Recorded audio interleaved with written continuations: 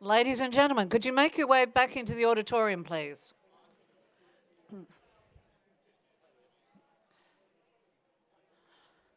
Come on, pretty please. Might have to. If you're over by the doors, if somebody could politely give our friends outside the doors a bit of a hurry up, that'd be fabulous.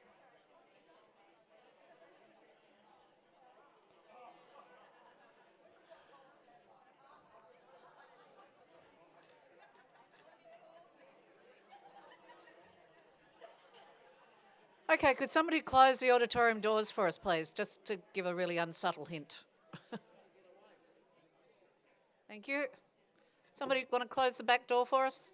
So I might get the message. Sensational.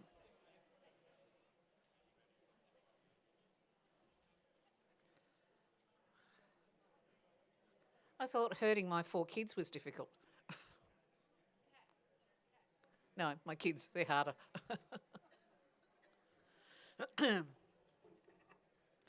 Well, welcome back, everyone. Let's get the second half of the day rolling with an insight into what I think, if you read this morning's Addy, the front page, is a very exciting proposal to redevelop the former Alcoa site at Anglesey. The Eden Project is a $150 million ecotourism development which could deliver a unique experience to our region, along with jobs and a considerable economic boost.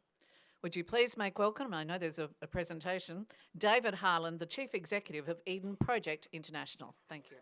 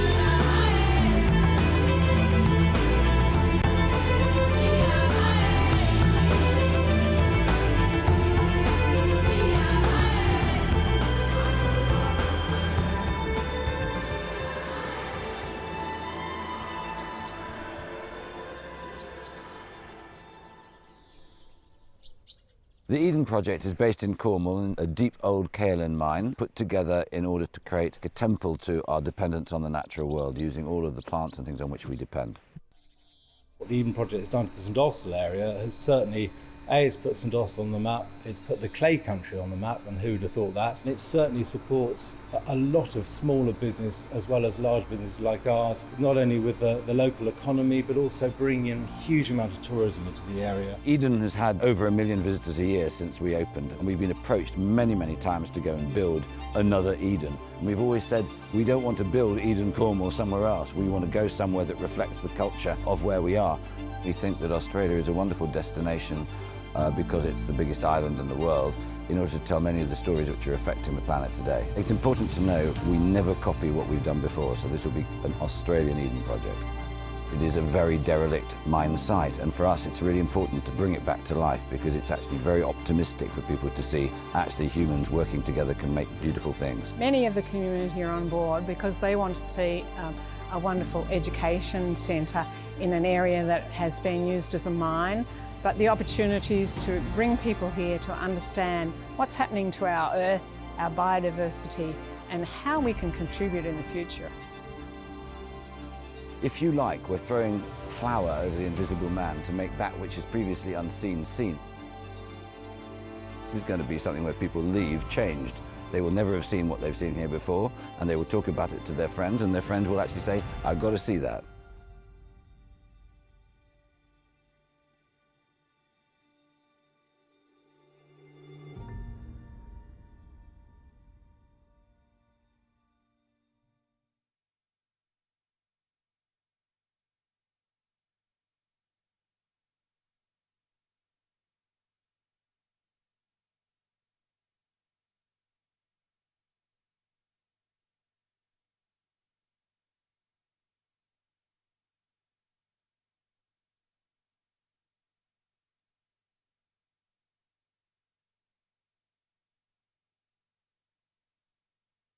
A bit of luck, this will work. Our journey. The mic's not working, apparently. We're going to go over here. It was not meant to be here. I'll speak here for a minute. Is that all right?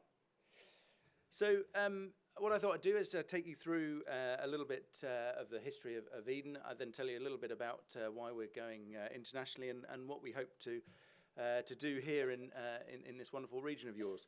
So our journey actually started at the Lost Gardens of Heligan, 1990. Here you see a pretty derelict site, and Tim, our founder, took that site to create the most romantic garden in England. It's just down the road from Eden, but he got pretty excited by the idea that actually you could take these sort of landscapes, which if you've ever been to Cornwall, you'll know it's had a history of mining. It's had a history of tin and copper and lead and all sorts, and then china clay. And when I was growing up in Cornwall, this was what basically surrounded a lot of the places that I inhabited. And at that time, they were unable to turn them green. And the team basically felt that if we could take that pit that was apparently hopeless, it was sterile, it had been used up by humans, and we could create an act of transformation, of provocation, and turn it from that to that would enable us to have a conversation with people about how we interact with the world and our dependence upon it. And going behind you here, going behind me here, a few images of what you can see there.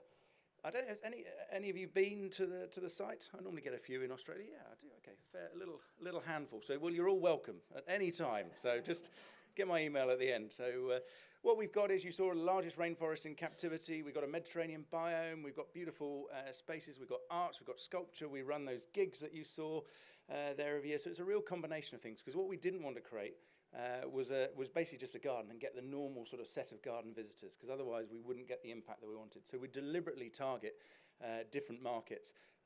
So that's why we have things like the zip wires. That's why we run the gigs, to get to different audiences. And you can see a few of those things sort of happening on the screen. I thought I'd liven you up after lunch, by the way. They're giving me the sort of, not only am I jet lagged, you've all just eaten, so I'm on the graveyard shift here. So come on, stick with me. So, and now, is the mic now working? Because I really want to walk around. No. Okay.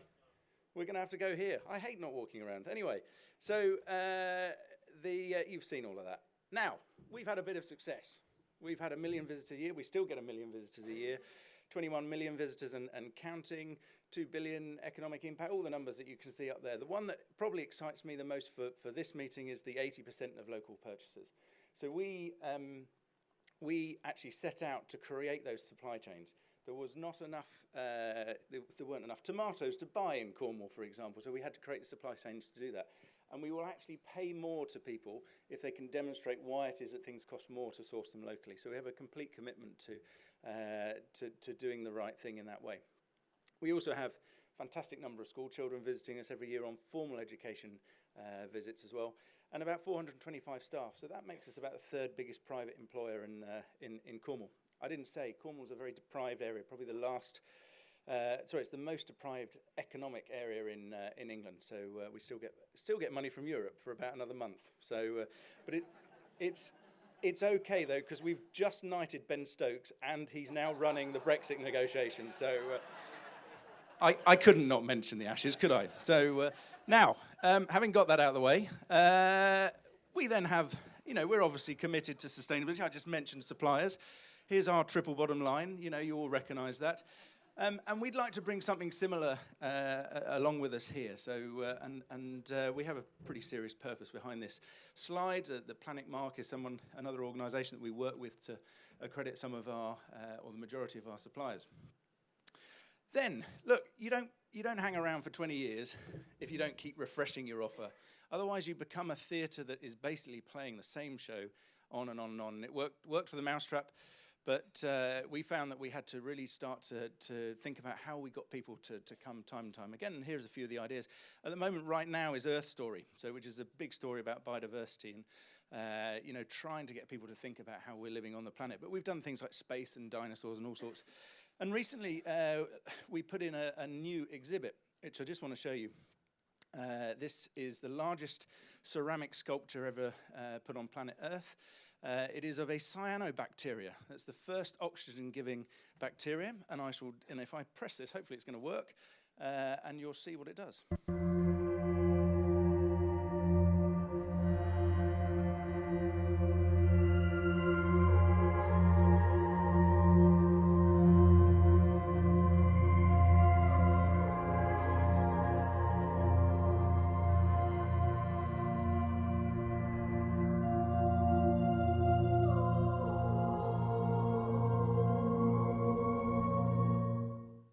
Memories for some of you?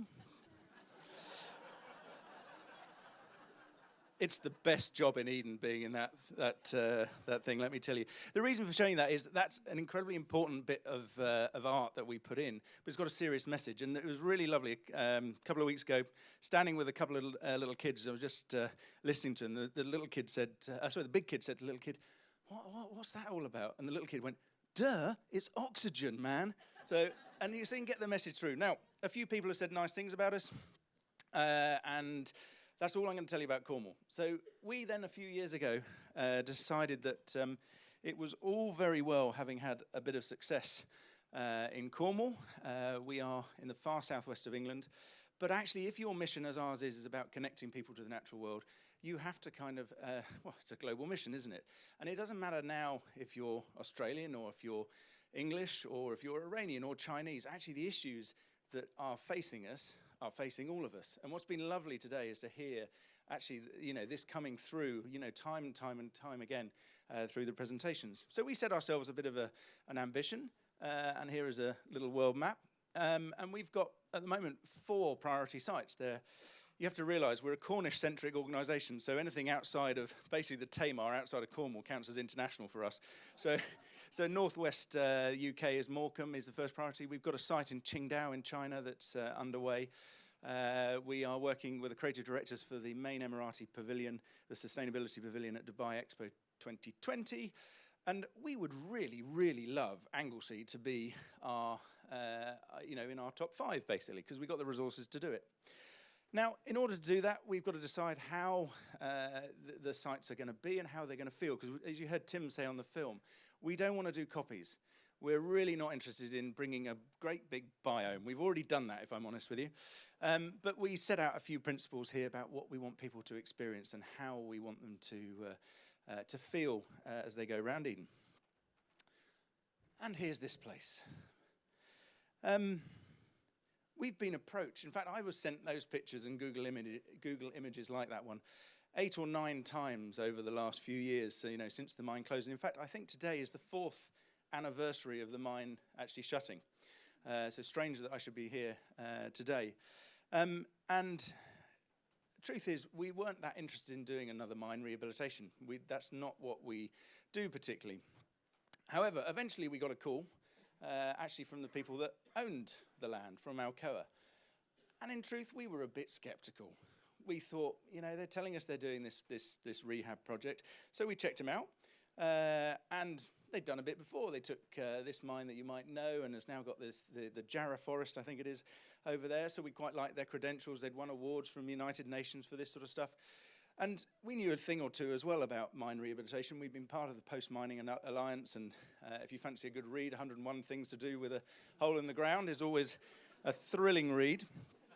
But the truth is, actually, when Alcoa approached us, they said, look, we don't want you to do the mine rehabilitation. We've already got a plan. We've got a really strong plan. So we checked that plan out, and it really stacked up. What we want to do is that we want to leave well. We want to leave a legacy, actually, for the community. We've been here for 50 years. We wanted to actually talk about what the next 50 years is. That's a great brief, frankly, from our perspective. So we played around, and you may have seen some of these images, and we said, well, could we imagine something like that? and we've got to create this water body that I'll come back to in a second. But we started to play with a concept that was around earth, air, water and fire. I always have to avoid saying earth, wind and fire at that point, which is a different gig.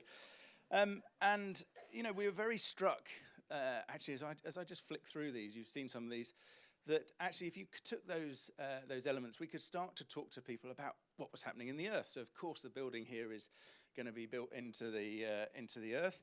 And there's all sorts of things happening underneath our feet. So the reason why we have the Invisible Worlds exhibit at Eden is to bring to life what's too small to see and also what's too large to see that's actually influencing our lives.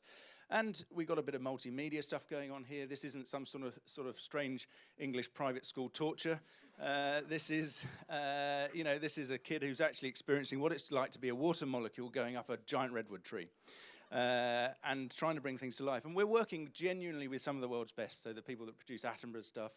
There's some great companies like Marshmallow Laser Feast and others who are really at the genuinely edge of this sort of thing. So then we started to play with air. Now, if you're an architect and you don't know what a building's going to be like, you surround it in mist. Okay, that's what you do. So that's really. Sorry, that's really unfair to Cox Architects, who are brilliant in Melbourne.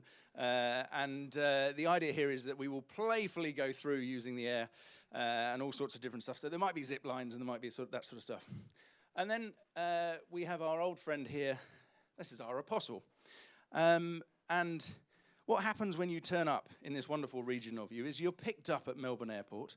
Someone whizzes you 4 hours down the Great Ocean Road to see your 8.5 apostles. And as you go down, you barely notice the fantastic biodiversity that's happening, the fantastic views on both sides of the road as you do that. And you sort of miss it. And we started to play with the idea of this apostle being at the top of the Great Ocean Road in conversation with the others. Actually, my creative team originally had the idea that it could walk around the site. That used up more than the budget that we had, but this is actually a serious message. So you'll traverse through the water. This will be the end of the journey, and it will have been a journey through deep time. Why a journey through deep time? Because what's coal? Well, coal is, if you like, embedded sunlight, isn't it, ultimately, from millions of years ago. And we like the idea that we could take you back through deep time to Gondwana, and so that will be a Gondwana forest on the top of the journey, and that will be the end of that. And people who have had a fantastic day out, they will have stopped rather than just flying down the road, and we'll have created a bit of economic impact. So I was asked to put a few very boring slides in, if I'm honest with you. I'd much prefer images. However, you'll all know these stats. There is the market is growing. This has been one of the easier business cases that we've had to do around the world. We tend to be invited to places that need a bit of help. Truth is, here, what we're trying to do is to persuade people to stay a bit longer in the region, and that's how we get the economic benefit. I can't even remember what that slide is. Oh, yeah, what sorts of visitors come? I mean, look, they're increasing. That's the reality. And very kindly this morning, sorry, that was flim. Very kindly this morning, these headlines came out, which is very kind of your local paper. My mother is terribly excited that I'm in the Geelong Advertiser, let me tell you, in the Surf Coast Times. So we then, the truth is, there's an awful lot of jobs that go in here. It's $85 million of annual revenue. We have got a model where we're going to impact fund this, where we're going to socially fund this. There are, these numbers to the local economy, they've been calculated in the way that they're calculated in this area. If you prefer another numbers slide, here it is. What we're saying is we think we can get 750,000 people to stop. There'll be 300 direct jobs, the rest of the jobs through the supply chain. So these are really important statistics, and we hope to have a big impact on the supply chain as well. And where we're getting into now is, what does local mean here? Does it mean, just Surf Coast Shire? Does it mean Victoria? We've got to have all of those debates, and we're starting to engage on precisely that. So, what next, I guess, is what you're all wondering. Well, this is a slide that I used with the community when I was here 3 weeks ago. When we announced this, Tim and I were here, 4 or 5 months ago, and we said, look, we've got to do a number of different things. And the first thing that I've done each time that I've been over, and unfortunately not this time, is that we have been and seen the traditional owners, seen the Wadawurrung, and we've started to talk to them about how do we actually ignore all the stuff about the Act. And it was wonderful to hear the lady this morning talking about the treaty and so on. How do we actually genuinely co-create this? But how do we build resources and resilience into that? Frankly, we've always been obsessed with, if you like, the fusion of what you might call Western empirical science with that tradition and wisdom and the science of the traditional owners. And we've worked in New Zealand with the Maori and in Canada with the Squamish. So we think there's a real opportunity here. And I'm going really quickly, so I'm very, very sorry to have to go off that slide. We've then engaged with the community. My God, we've engaged with the community. So, we've had more than 5,000 contacts. I feel like I've done every single one individually almost, but we had more than 800 people turn up to a couple of the open sessions that Tim and I did. And 2 weeks ago, Alcoa normally get 30 or 40 people to their community meetings. We had nearly 200. So that's been wonderful.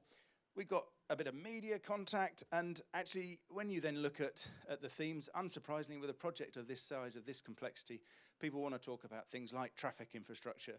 But you'll also see that, you know, the character of Anglesey and how this site is going to interact with the town are important. You can read the rest. And you know, just so you know, we've talked about very much doing this in a transparent way. There's both positive and negative comments up there, as you can see, but just gives you a sort of a snapshot. What we now know is, having talked with the great number of community groups, I think there's 51 in Anglesey, that there is widespread support. And here's a couple of them. You can find all of this on the website. And by the way, we've done this stuff before. So we have a whole communities team back at base. We run the biggest community program in the UK, which is called the Big Lunch. Last year, 6.3 million people sat down on the same weekend and had lunch with their neighbours. And because we're trying to encourage people to have community cohesion. But more than that, we do a lot of smaller programs as well. So things like the COPD group that you can hear, and using Eden for social prescribing, all sorts of different stuff like this. Then we move on to biodiversity. And the truth is, your biodiversity here is extraordinary. And you've got the great big stuff, and you've got really small stuff as well. And the stuff on the heath is really, really small. My horticultural team gets so excited about all this stuff. And this is something that you'll expect us to continue to engage in. We had Jane Knight, a colleague of mine, over 2 weeks ago, meeting with people like Angare and many others. To work through and to work out how we can be both good neighbours, but how we can actually start to tell and interpret those stories. And again, this is something that we've done. We are the home in Britain of what's called the National Wildflower Centre, which is about encouraging biodiversity. And you see that's our outer estate there that we've used and reflowered, and we intend to do the same again here in an appropriate fashion. So then, go on. Then we come on, we've talked about the economy, but there is a but in here. You might have noticed there's a missing piece. And a couple of weeks ago when I put this slide up, it was in red, and it was all about water and planning. And water is about how we fill the water body, so it's very interesting to hear from Barwon Water, who want about 20 gigalitres of water. I would say off the demand chart, we've got a water body here that eventually will have 21 gigalitres of water. Now, my take is we've had fantastic positive engagement actually over the last few weeks. So it's not a but anymore. We try not to use buts at Eden. We like and. And actually the and is it's now in amber, because what we're seeing is real engagement from DELP and from others to find a solution, along with our friends at Alcoa, Barwon Water and others. And there is a solution in here, and we will get there. Planning, again, this is about going through the necessary regulatory environment and so on and so forth. So we will do all of that. Now, I also just couldn't resist. I know I'm slightly over time, but if you'll forgive me for 1 minute, is that all right? So there was an article about a year ago now talking about where the world needs to go in sort of in environmental terms. George Monbiot, particularly good British writer. And 60,000 people signed up to a survey that said that they wanted to get Starbucks and Costa Coffee and Nero's to replace all of their cups with cornstarch cups instead. 60,000 people in a number of days said that that was a good idea. And then it was taken down because they all realised, actually, if you did that, you would create a whole series of pesticide runoff and all sorts of shit on the land. And actually, what Monbiot wrote about here is something that we're fascinated about. We've got to challenge our political system. We've got to challenge corporations to act differently. Endless consumerism can't go on. And then you see, this is a British example. I'm very sorry, I couldn't find, this is equivalent of Kmart, I guess, is your equivalent. Iceland decided they wanted to take out palm oil from their supply chain completely. They ran this amazing advert which had Greenpeace footage on it. It got banned in the UK. What then happened was social media picked it up and it became this enormous campaign. If you look it up, it's well worth watching. The video is just stunning of the child here, the cartoon, and then the real footage from the forests. So the reality is, no longer is it acceptable to just do no harm. Where we are right now is that we have now got to do good. And where I wanted to finish is, this is not just about individuals and their jobs. It's not just about community. It's not just about biodiversity and flora and fauna. It's not about carbon positive buildings. It's not about Warren's fabulous mine rehabilitation. If you get the chance, go and see it because it is marvellous. That's $10. This is about doing it because it's the right thing to do. It's because actually it's what the community would like. It's actually about Victoria leading Australia for me, and Australia then actually showing its green credentials to the world. It's minor turned global citizen, in my view. And I'd quite like to get to work on it. I really would. Would you like to get to work on this? Yes. Well, thank you. But do you know what? I hope in a couple of years' time, I won't be ending with that slide with my favourite biomes. I'm very much hoping I'll be ending with that slide with a thank you. And thank you for listening. I hope you enjoyed it. I'm sorry I've overrun slightly, and I don't want to be beaten, so I'm going now. Thank you very much.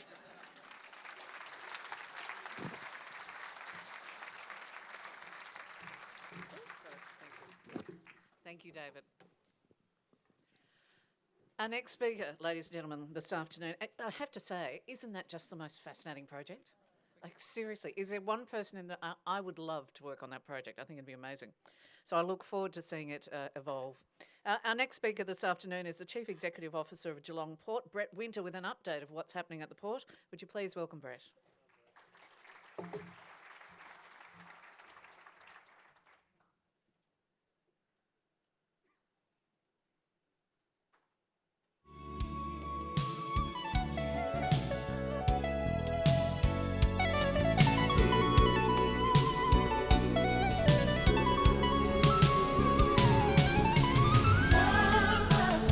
Welcome to GeelongPort, Victoria's premier bulk port and Australia's Port of the Year for 2018.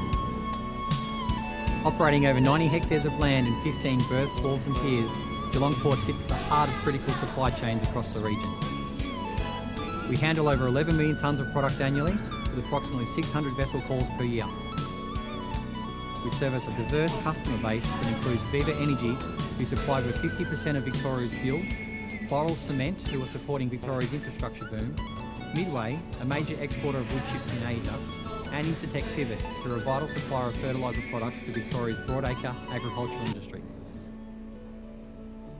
GeelongPort is also a major driver of Victoria's economy, handling over $7 billion worth of trade annually and contributing over $500 million to the regional economy and generating over 1,700 jobs for the region.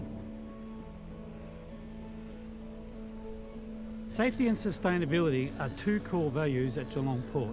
We want everyone to go home safely every day.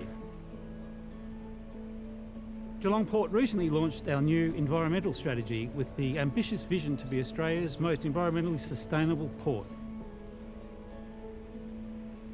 The key point of difference for me in the development of this strategy was a series of workshops we held to enable our frontline workforce to have input into the strategy and to tell us what was important to them. The environment strategy focuses on 4 key areas: minimising resources, eliminating waste and emissions, nurturing our port land, and the last one, supporting an appealing, healthy Corio Bay and environs.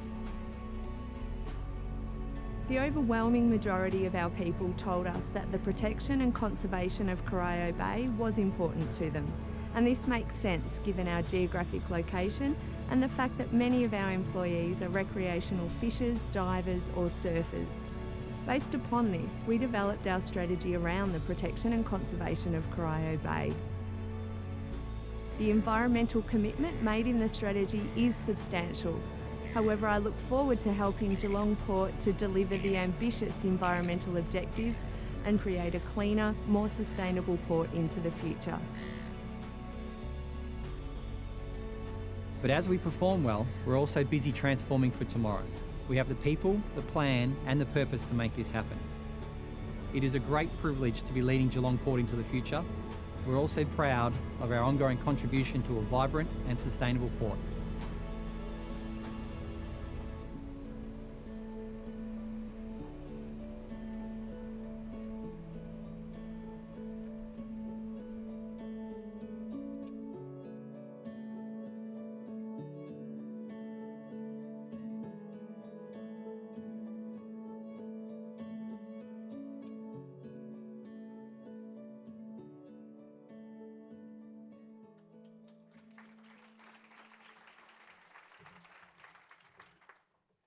That was certainly a interesting musical introduction to that clip. I must say it wasn't quite part of the plan, but it's always good to try and wake up the audience before you start these things off.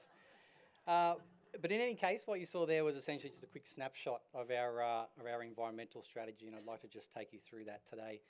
First and foremost, I would like to acknowledge the traditional owners on the land of which we meet, the Wadawurrung people, and pay my respects to their elders past and present. So my name is Brett Winter, I'm the CEO of GeelongPort. When I first started in the role as the CEO, I sat down with all of our employees and I spoke to them about what was important to them.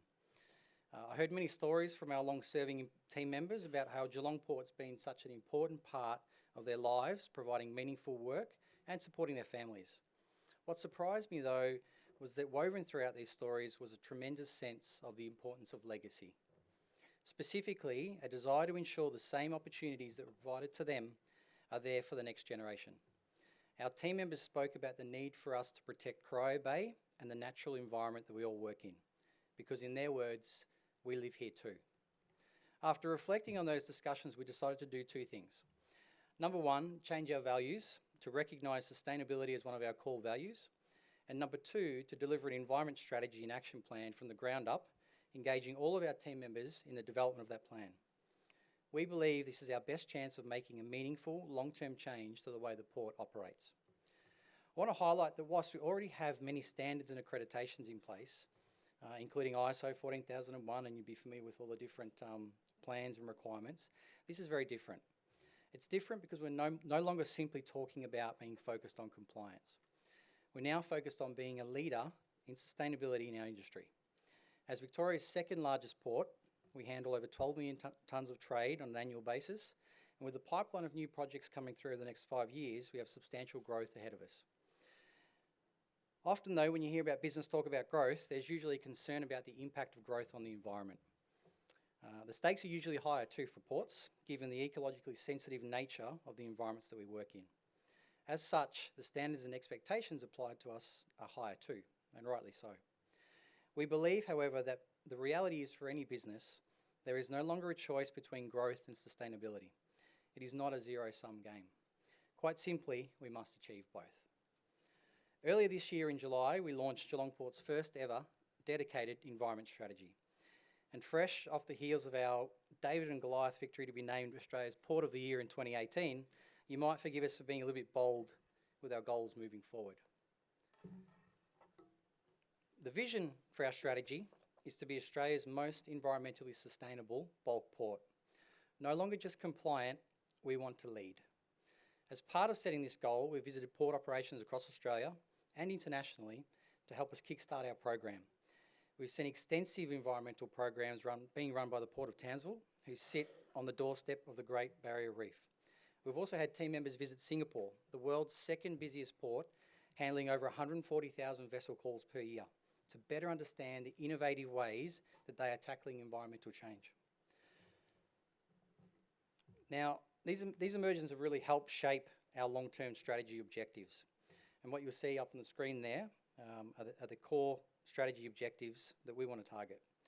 First and foremost, no potable water use for non-potable purposes, no untreated stormwater discharges to Corio Bay, all energy drawn from renewable sources, all carbon emissions are offset. We want to minimise the use of materials, avoiding waste generation, and importantly, having zero waste go to landfill. And additionally, we want to show leadership in Geelong's regional commerce, community and environmental forums. These are bold targets for our organisation, but honestly, I don't think we could have committed to anything less. Importantly, beyond the words, our strategy and objectives are underpinned by an action plan that stretches across 3 horizons. With 4 key focus areas, we'll build towards achieving these targets over the next 20 years. Our first focused area is minimising resource use. Put simply, we'll reduce the operational demand for resources. We currently operate and maintain a diverse set of infrastructure and equipment, so we need to look at all aspects of our operations to achieve that. Secondly, eliminating waste and emissions. We'll systematically remove waste and emissions from our operations. We've already had some really positive engagements with the Barwon Southwest Waste and Resource Recovery Group and also Barwon Water, and it's great to have those kind of resources available within the region to help us achieve those. And thirdly, nurturing our port land. With over 90 hectares of land under management, we want to ensure that we protect and enhance the assets and the values that we have. And that includes the biodiversity and the cultural heritage management practices. And lastly, we want to support an appealing and healthy Corio Bay and environs. We want to leverage our unique industry position to support other port users, related businesses, and also advocate for ecological health improvement opportunities for Corio Bay. Now, in creating that strategy, we also wanted to make sure that, that we really consider how we can better enable those outcomes. The strategy is not simply about capital projects, as we really recognise the importance of our own internal capability, our leadership, and our culture in achieving these objectives. We really want to foster a learning culture within our teams and invest in development opportunities to further embed our sustainability value. To support this, we'll be sending 2 of our team members to Magnetic Island later this year to participate in the recovery of the Great Barrier Reef expedition with Earthwatch. We hope that our team members can learn the science behind these issues from scientists who are experts in their field, develop hard environmental monitoring skills and bring these back to daily life at GeelongPort. Now, the Great Barrier Reef, as we all know, is under threat from climate change and the impact from sediment and nutrient runoff, which, although at a much smaller scale, are similar issues to those facing Corio Bay. Secondly, we're sending 4 employees on another citizen science program. This one relates to blue carbon and how it can mitigate climate change. For those of you who aren't familiar with the term blue carbon, we were fortunate enough to have Deakin University's head of the Blue Carbon Lab and Associate Professor of Marine Science, Peter McCready, present to our team members at our Environment Strategy launch. And Peter explained that blue carbon refers to carbon that is captured and stored in biomass or sediments of coastal ecosystems such as mangroves, wetland and seagrass meadows. We know that seagrass meadows exist in Corio Bay, and we know how critical seagrass is in the life cycle of many fish species. However, the importance of seagrass meadows in relation to carbon sequestration is only just emerging. And lastly, we're also very proud to support our Environment Manager, Dr. Elissa Mills, who's been accepted into the 4th cohort of the Homeward Bound program. Now, Homeward Bound is a groundbreaking global leadership initiative set against the backdrop of Antarctica, which aims to heighten the influence and impact of women in making decisions that shape our planet. Through these ongoing programs, we hope to help our team members understand or better understand their environments in which they work, in turn leading to a stronger desire to conserve and protect them. Or in the words of Sir David Attenborough, few people will protect the natural world if they don't love and understand it. So if we're successful in achieving our goals, what are the overarching outcomes that we want to see? Well, we really want to contribute to a future where Corio Bay and our regional waterway ecosystems are thriving, where natural resources are preserved for future generations, where biodiversity and cultural heritage values are acknowledged and respected. We want residents and visitors to Corio Bay to enjoy waterfront spaces for passive and active recreation. And we also want economies relying on Corio Bay and the waterfront to thrive. Whilst the targets that we have set may appear daunting at this stage, We're very excited about what's to come and what we can achieve as a leader in our industry.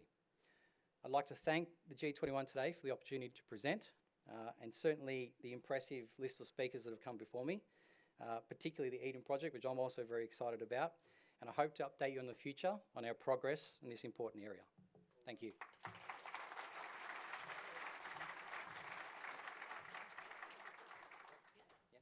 We've actually got time for a couple of questions. If anybody has a question for Brad? Anybody got a question? As long as it's not about the music, that's okay.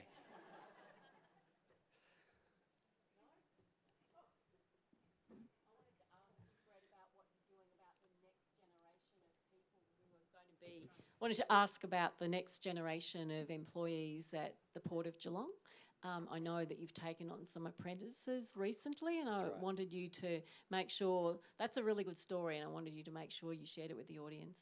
Yeah, absolutely. I mean, in those discussions I spoke earlier about our employees talking about that sense of legacy that they had and the importance of really, you know, passing things on to the next generation. And we do have quite a number of trade-based professions at the port. As you can appreciate, you know, those employees would have gone through an apprenticeship program and developed their careers over time at the port. The port, however, hadn't had a working apprenticeship program for more than a decade. And so as part of that legacy, not only are we focusing on the environmental factors, but we've also brought back that apprenticeship program. And so we've employed our first 2 apprentices and our first ever female apprentice as well at the port. And that program's been running for a year now. It's very successful, and with the support of G-Force, who've been fantastic, we're really looking to grow that into the future and also assist with some of the economic and social disadvantage that you see around the Corio area. And in particular, you know, Bill and the Give Where You Live team have been helpful for us in understanding how we can also help address that through social procurement as well. Ladies and gentlemen, a round of applause for Brett. Thank you, Brett. It would be fair to say that the recycling and landfill debate has been running hot across the country, and on Tuesday you may have noticed that the Andrews government announced that it was loaning Cortamentha, the receivers appointed for the failed waste company SKM, $10 million to start cleaning up thousands of tonnes of recycling, which unfortunately is currently sitting stockpiled in warehouses right across Melbourne after the company folded. It has been a fairly dismal history, you'd have to say, but more importantly, where to in the future. Elissa McNamara is the Project Director of Resource Recovery and Recycling Advice for Infrastructure Victoria. Would you please make her welcome?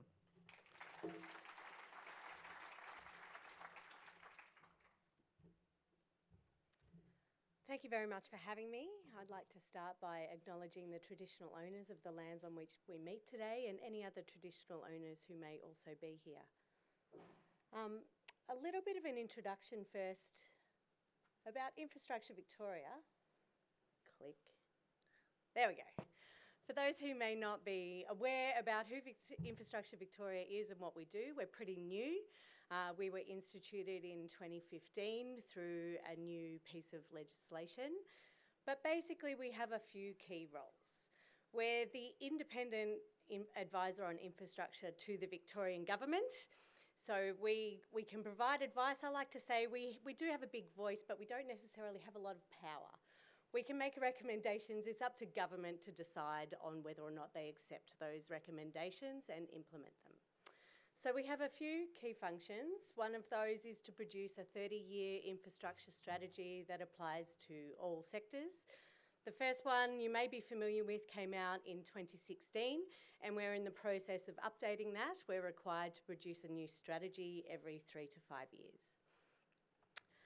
The second is we do have an ongoing research program where we look at all manner of things that involve infrastructure, including how we manage our assets and how we can better use the assets that we already have, save those valuable tax dollars for where they're really needed and really get the best bang for our buck. Our third function is to provide advice on request.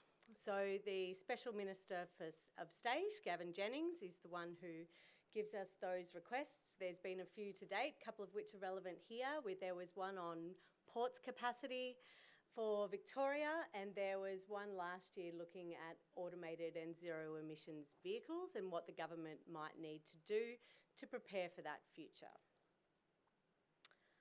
In April, we received a new request for advice from the Special Minister of State. He's looking to understand our view on what the infrastructure is that's required and what is the role for government in improving resource recovery and recycling throughout Victoria. Bearing in mind all the things that previous speakers have said about changing our behaviour, this is one aspect of that problem that we're focusing on. So the government has specifically asked us to look at what's required in terms of developing Victoria's reprocessing sector. How do we better enable the use of those products in the economy and really create better end markets for those products?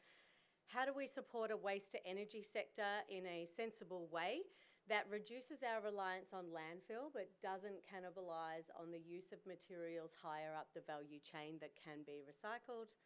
And also, how do we support high levels of recovery for organics, particularly food organics? As you may know, food organics and food waste is a very significant part of what currently goes to landfill.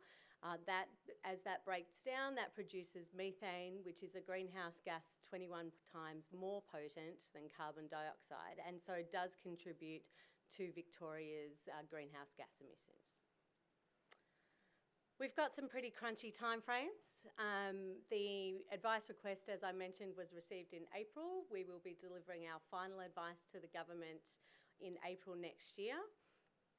In the meantime, we are currently preparing an interim report to government that will be delivered to the Special Minister of State on the 4th of October, and will contain some of our early findings and give an idea of where we're heading in terms of direction, give the government some things to think about as they prepare for the next budget. In the meantime,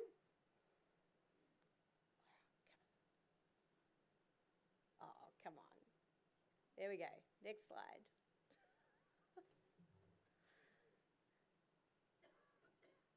Oh, hang on. I'm lagging. Terrible.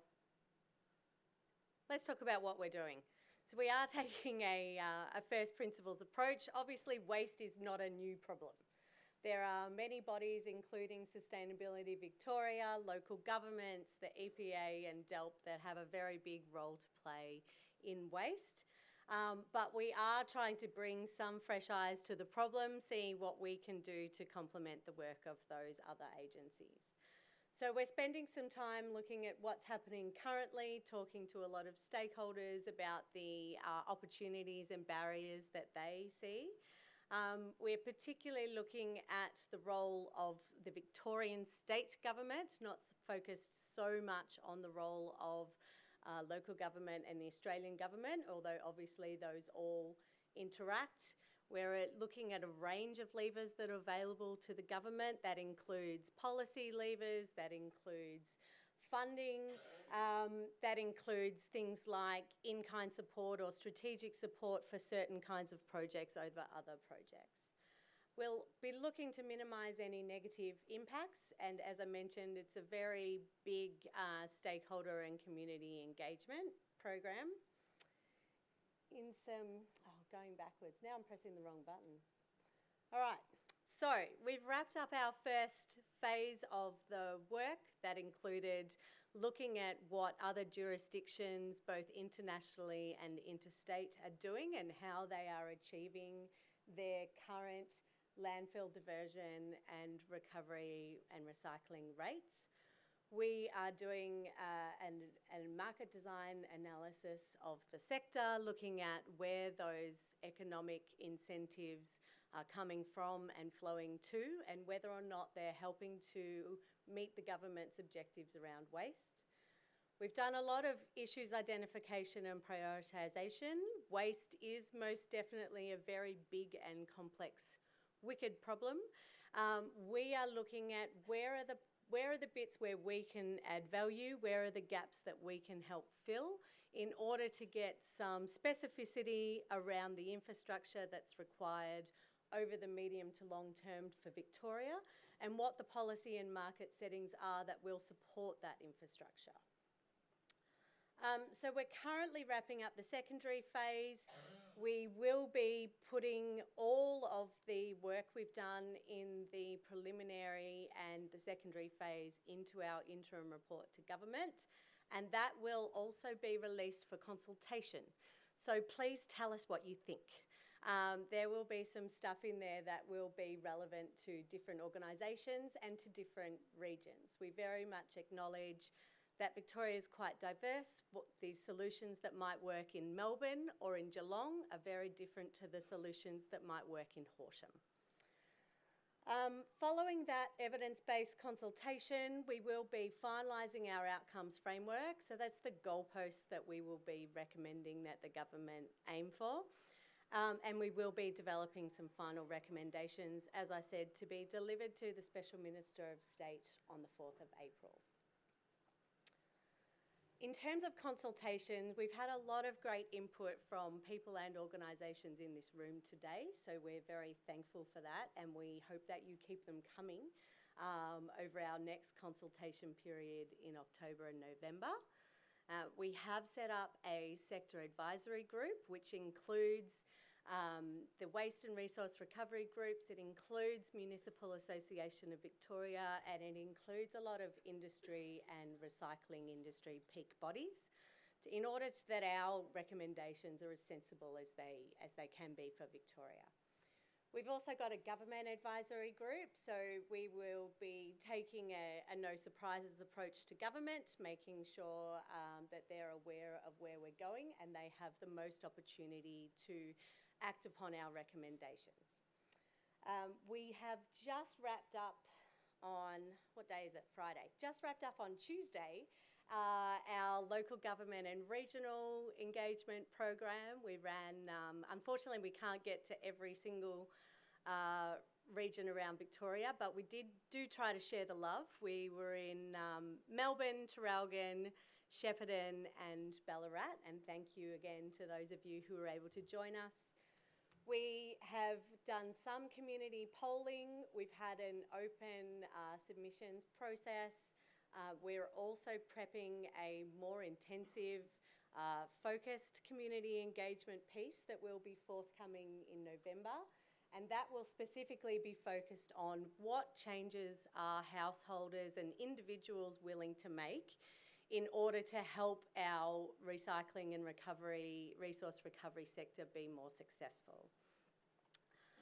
As I mentioned, the first submissions period is closed, but we will have another submissions period in October and November for you all to be able to comment on where we're heading and help us form our final recommendations.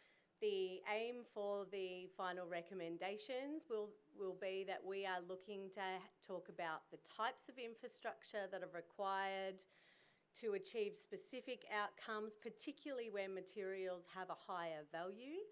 And we're also, like I said, we'll be looking at what is going to be workable in regions and in regional cities versus what might work in Melbourne. So please help us out with any intel you have there. This slide gives you a brief idea of what we've heard so far. We do have a consultation overview report that you can download from our website, and we'll be updating that as we have another submissions period and we hear more. No doubt there'll be many things that are of no surprise to anyone, but these are all issues that we will be looking at further as we develop our advice. So in closing, I would like to encourage you to have a look at the terms of reference and the consultation report on our website. Also, if you sign up to our newsletter, you will most definitely not miss out on being invited to provide submissions on our next round of evidence. And we're on all the socials. I'm not, but you know, we've got a comms and engagement team that are all over the socials. And so whatever your preferred method of being involved is. That's all.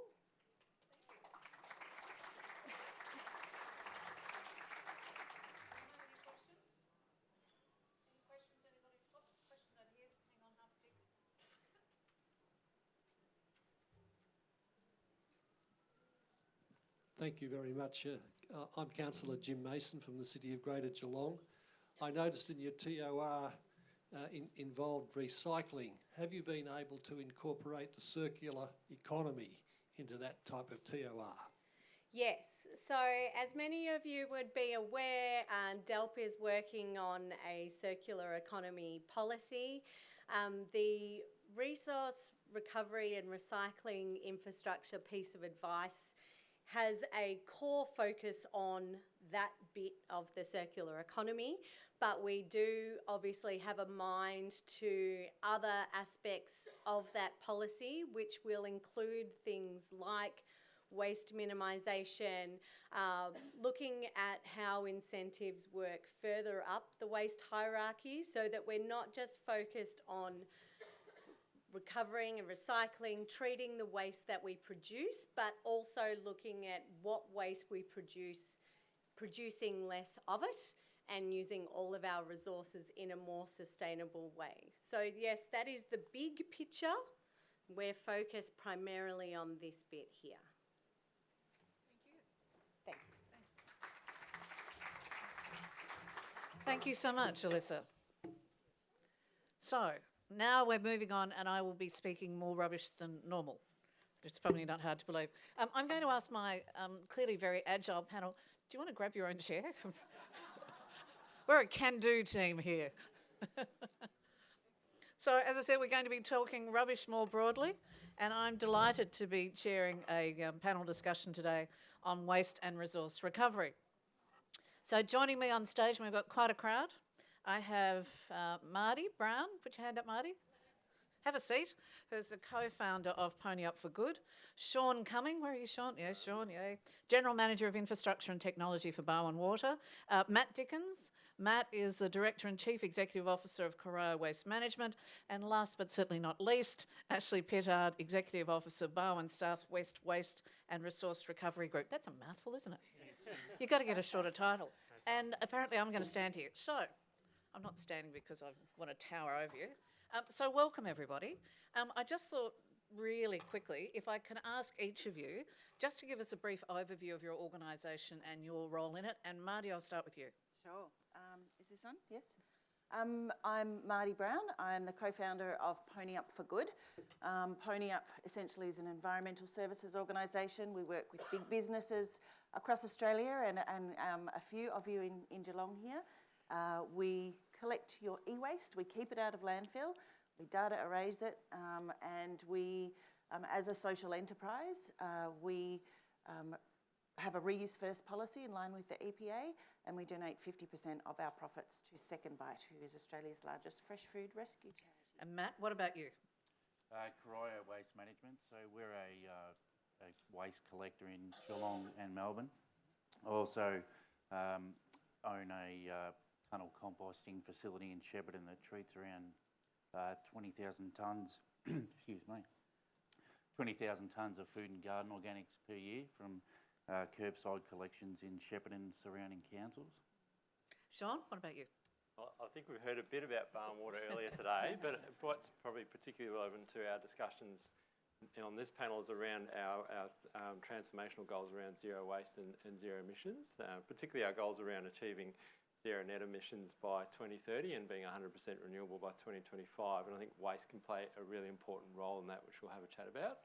My role is part of a team that really ensures our 6,800 kilometres of pipes and 240 pump stations and 19 treatment plants provide the high quality, affordable, secure water that we're used to. But also really the exciting bits that I find about my role is working on the transformation and how we operate, build and maintain those assets to achieve our goals of zero waste and zero emissions. Ashley? And Ashley Pittard, the Executive Officer of the Barwon South West Waste and Resource Recovery Group. Yes, it's a long title, but it rolls off your tongue after you answer the phone lots. But we're a statutory authority set up under the state government, and we work with the G21 councils and the other councils down through to the South Australian border.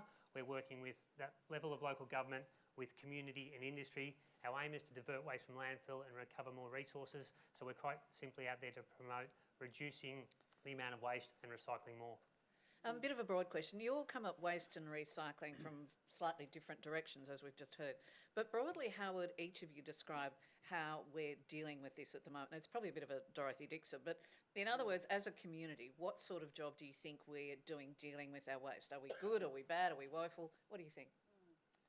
Look, I think we've got a long way to go. There's a lot of things actually, just this week, there has been some announcements that Apple have allowed individual repairers to come out and actually repair out of warranty iPhones.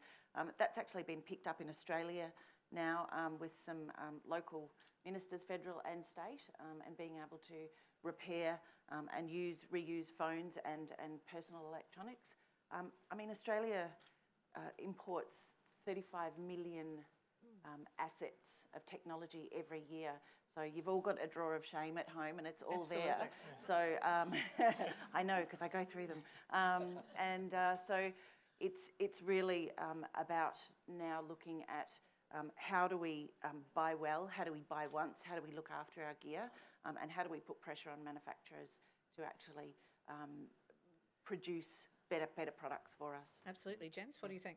Well, I might rate us from good to woeful, depending on which perspective we look at, particularly from a water industry perspective. So on the good side is biosolids, which is the waste that the solids that comes out of our wastewater treatment processes. And we currently reuse 100% of the 60,000 tonnes of biosolids that we produce each year on a broad acre agricultural application throughout Victoria, New South Wales and South Australia, so that's on the good side. Absolutely. Probably I might reframe woeful to emerging, because I think out of woeful situations is the genesis of innovation and new ideas, and I'll put recycled water in probably the average to emerging space. So there's some really good examples like the Northern Water Plant, which supplies Viva Refinery with 90% of their water requirements, but there's still over 20 billion litres of treated wastewater that goes to sea each year, and that's a great opportunity. And then I guess in the emerging space, I'll probably talk about organic waste. And I guess there's about 90,000 tonnes each year of organic waste, or about a third of our landfill volume. And that really represents a significant opportunity in terms of energy and a source of energy. So these are my back of the envelope calculations. So there's a big asterisk associated with them, but I think about that 90,000 tonnes of organic waste in our region can be converted to about 70 gigawatt hours of electricity, or the equivalent of 12,000 houses worth of electricity. So quite a significant emerging opportunity. Sounds like it. And Matt, organics is obviously your bailiwick. Yeah, it is. I would say we'd up to this point tried to deal with waste in the lowest cost possible manner. Yeah. But I think that's going to change, and I think that'll be the genesis of the opportunity that the private and public sector has to innovate and really invest heavily in infrastructure. Ashley, what sort of scorecard would you give us? Your question asks about the community, and I think as much as there's a challenge out there, the community has come a long way, and the community's ripe, and the vibe out there is we want to do better. Their expectations have gone up with war on waste and other activities out there, so I think the communities, and supported by industry and councils and the like, we're actually in an opportunity to take this next step, working with Infrastructure Victoria and the like, to get ourselves to a better system and a better outcome for all. Mardi, I've got to ask you, and I have not only a drawer, I have an office full of dead equipment. My husband, I think, still has the first computer that he ever bought 75,000 years ago. Where did the idea for PonyUp come from, and why the name? I'm scratching my head about the name. I'll start with the name. So to pony up means to contribute or to pay your share, so it's a colloquialism. Always got to say that word slow because it comes out funny. So it is a colloquialism. So it's come on. We've been sitting here all day. It's time to pony up for the bill. So, and that one slipped by me. And how we came up with it, I had actually been volunteering for an organisation that some friends and I started many years ago, a Cambodian outreach school, and we had been selling technology from my husband's business, selling it on eBay and donating the profits to the school. And myself and my lovely business partner, Kat Harding, were coming up with an idea at the time, and we knew we wanted to start a social enterprise. We knew we needed it to be environmental, and we knew that we wanted to give back to the community and have an education arm. And it was a bit of an insomniatic 3 a.m. idea that came up one night, but we just thought, well, that's one business who is diverting tech from landfill. What's everyone else doing? And as we started to delve into the research, it was the kind of numbers that makes the vessels in your head pop. So we just said, okay, we're onto this now. Yeah. And so what was happening with all of Geelong's e-waste before you came along? So we've only just really scratched the surface with Geelong at the moment, and thanks to Elaine, who has really championed some beautiful introductions here for us. But at the moment, about 25% of Geelong's e-waste is being processed with GDP, who do some great work. Sorry, I'm going to ask a really dumb question on behalf of myself, but when you say e-waste, what are the parameters of e-waste? So anything that comes under the heading of IT, so your sort of your meat and three vegetables kind of technology, anything from laptops and desktops and monitors, that sort of thing, to servers and laboratory equipment, anything and everything that has a cord or a cable, we can deal with. So how do you actually deal with the sort of inbuilt design obsolescence? Apple doesn't want you to keep your phone. They don't want you to keep your laptop. So there's this whole trend which is forcing us to update all the time. How do you think we're going to fight that? Yeah, that's the gajillion-dollar question. So look, I think that businesses and consumers have a voice in this. They really do. And private enterprise as well really has a voice in being able to push back and say, no, we're going to make smarter decisions when we actually make purchases now. Yeah. So it really is a pushback, but look, I think there's a lot of manufacturers who are doing the right thing. There's product stewardship, and so we'll get there. Hopefully, fingers crossed. Matt, as the boss of Corio Waste Management, do you think, I personally sense a little bit of confusion out there with the community. Do you think the community understands how they're meant to deal with waste, and in particular recycling these days? I have this ongoing debate about the pizza box. Mm-hmm. My husband says the pizza box can't go in the recycling because he's right. That's right. Damn. Because it's got food scraps on it. Correct. But I think most people wouldn't know that. It's a cardboard box. They chuck it in recycling. Yeah, well, it's become increasingly complicated over probably the last 15 years. Since the yellow bin became mainstream across Victorian councils. So if you've ever visited a material recovery facility, you'll see an incredibly complex mixture of materials that smells, and it shouldn't, because that means there's food obviously present. So, yeah, I mean, look, I'm an consider myself an expert anyway, but even I'm confused sometimes about, product mixtures that can and can't be recycled. So, householders are definitely unsure about what can be put in the bin. Because it's not like they don't want to do the right thing. I think, everybody wants to. But the other thing I want to ask you is, how damaging do you think it is when the public is told that huge volumes of material, we've gone through and we've rinsed out the milk bottle and we've put the reclaimable ones, we've gone to all that trouble, and then they find out, well, why bother? Because it's all ended up in landfill anyway. Yeah, well, I mean, I go to the trouble of rinsing my milk bottles because you don't want beverage residue or food residues in. You want clean product to go to these facilities. So I would say they'd be incredibly disappointed to know that about 20% of what they put in their yellow bin ends up in landfill. I know. Anyway. Is there a danger that people are going, well, bugger it, why bother? Well, I hope not. Look, I think recyclers, and perhaps you mentioned Quartermeta before, Cleanaway's made a play at taking over SKM. They might simplify the system so that they concentrate on materials that can be sorted and recycled, and that'll I suppose bring confidence back to the system. That might be a start. Ashley, you touched on it before, but would it be fair to say that the community has shown either a willingness, or even those people who weren't terribly keen at the start, they've shown an acceptance to at least try and do the right thing? Is that how you would read it? Certainly. I mean, everyone's keen to, I suppose, ensure that we have a quality place to live our lives, and that's about ensuring we look after our environment. And again, we all have a curbside bin that we need to put the right thing in the right bin, and I think people are really willing to sort and separate as much as they can.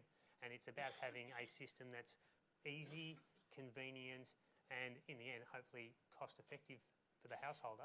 Is there a danger, though, that this is becoming a bit white noise? You know, depending on what municipality you're in, there have been suggestions of see-through recycling bins. God, don't put one outside of my house after a party.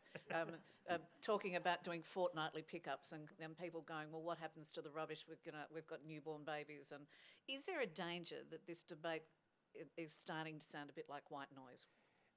There's a danger that I suppose the word recycling crisis has been bandied around there. There are issues and challenges, and that goes across a whole lot of sectors of lives that we live.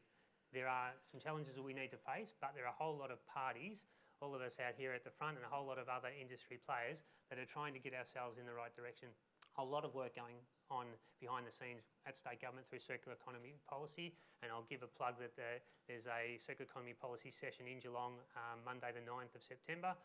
Again, if you want to get involved in that conversation and see the first draft of where that's heading, there's the opportunity there. But I think it keeps coming up in the media and people sort of will be putting their hands up to it. But again, I think the willingness from the community is stronger and that they want to get on and want to see the local governments and the various industry groups develop a better system. Yeah, Shaun, it does feel like we've got a coalition of the willing, even though if we haven't necessarily got a clear roadmap. I'm really fascinated about that discussion. We heard lots about Barwon Water this morning, but the whole concept of converting waste to energy, that seems really positive. Tell us a bit about that. It is, yeah.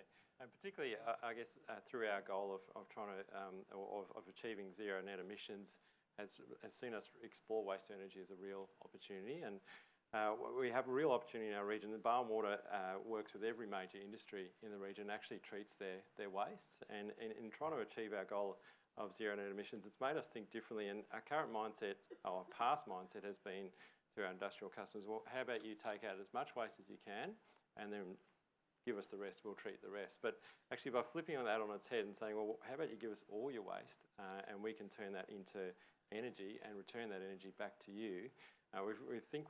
We are working on creating a symbiotic cycle where we create this waste to energy biogrid or web that we're talking about. So I've got to ask a really stupid question. Yeah. So wastewater to power going into a plug in the Exactly. wall. Give me a really simple sort I'll what give does you it look like? an example that we're currently working on in Colac with in partnership with the Australian Land Company and Buller. So if you bought lamb from Coles, you've bought lamb from the Australian Land Company, and if everyone's probably had a Buller ice cream in their past. But with this project, what we're looking at doing, and don't think about it too much, but turning blood waste and ice cream into electricity and hot water. And essentially what we do is put that into a giant homebrew kit that creates gas, and that gas then runs an engine that creates electricity. Cool. And also the heat from that engine then enables us to return that to the businesses and offset their gas use. And this project itself, the benefits are quite significant. We're looking at generating about 6 gigawatt hours or 1,000 houses worth of electricity and 20 terajoules of gas offset, or 350 houses worth of gas, and offsetting our emissions by about 6,000 tonnes a year. And I guess they're the environmental credentials, but also what it does is provide these businesses with waste and energy security that allows them to invest in their growth, because it's a significant issue for all industries. It sounds perfect. Why aren't we getting there quicker? Well, we're working on it, don't you worry about that. But I think with waste to energy business cases, there's probably two factors that are a challenge, and that is, one is getting secure waste sources. So they're long-term investments, and you need surety around long-term waste sources. And the other one is around, I guess, electricity and waste markets and where they're going as well, and having a good understanding of them. So I think those challenges, if we address them at a regional level, I think we can create the waste security that we need, and also the energy demand that gives us that, supply security that we need to get these business cases to stack up. Mardi, it's not quite waste to energy, but it sort of is. I know that PonyUp has a clear social enterprise focus with your link to Second Bite. Yes. Tell us a bit about that and why the nexus between the two. So it's a shared value model. Essentially, the team at Second Bite, and when we first started the business, we went and interviewed all of the food rescue charities across Australia, and we fell in love with Second Bite. And the reason why is that because we both shared the philosophy that it's not a competitive market when we're talking about people not being fed. it's an opportunity to close the gap. And we feel the same way about keeping tech out of landfill. So it's a shared value, so that we're keeping technology out of landfill, they're keeping valuable resources out of landfill. They're feeding over 100,000 people a day across the country, and last year fed over 110,000 people in the Geelong region. So they do amazing work, so that real sort of values alignment thing there about resource recovery really resonated with us. I've got to ask a question, and I'm always guilty of it. I travel a lot. I go and have a big shop, and then all of a sudden I'm not home for 2 nights. We're not going to eat what I thought we were going to eat. The kids refuse to eat what I think we're going to eat. We, as a community, seem to have an enormous amount of food waste. Is that one really simple thing you could say to the community, while all the gurus are doing the stuff from an industry perspective, that you could say to the mums and dads, just don't buy so much and don't waste it. We waste so much food. What do you think? Yeah, we do. In fact, if I can sort of hit you with some big stats, it's over 40% of the fresh food that is grown in our country is wasted. That's heaps. That's a lot. And we've still got 8 million people going hungry every year across the country. 4 million people going hungry across the country, and that's not so much people who are homeless and on the streets. It's people in your streets. It's kids going to school without lunches, and it's people who have just lost their jobs. But yeah, absolutely. So plan ahead, buy what you need, and think, be a little bit more thoughtfully. And because even those small things can make a difference. Can I ask you, let's give ourselves a bit of a tick first. A question for all of you. If you look around our region here, what do you think we're getting right with waste and recovery? I certainly food organics and garden organics recovery across, and I take the whole region, G21 through the South Australian border.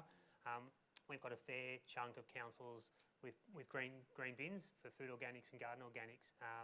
Surf Coast and Queenscliff are two have come on most recently that then use Corio Waste Management to take it away. So that's one. And the other thing I touched on before is a willingness. We've done a lot of research across the region where we can position ourselves. So the other, I suppose, tick I give is a real willingness to learn, to innovate, to investigate and get on with the job. Matt, what do you think? I think there's so many external factors that influence what we can do.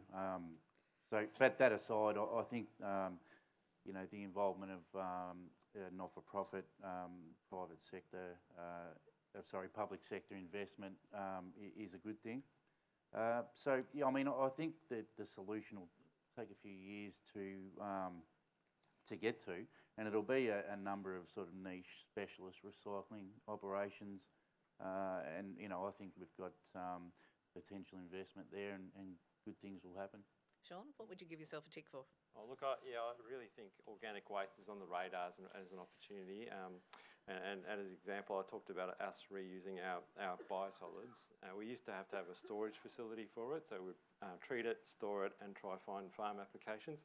We don't have a storage facility for it now, year round. It's just going straight from treatment to farm, and actually is a sellable product now. So, cool. Just the value of organics has been understood now. Mardi, what would you say we're getting right before we get to what we're getting wrong? What are we getting right?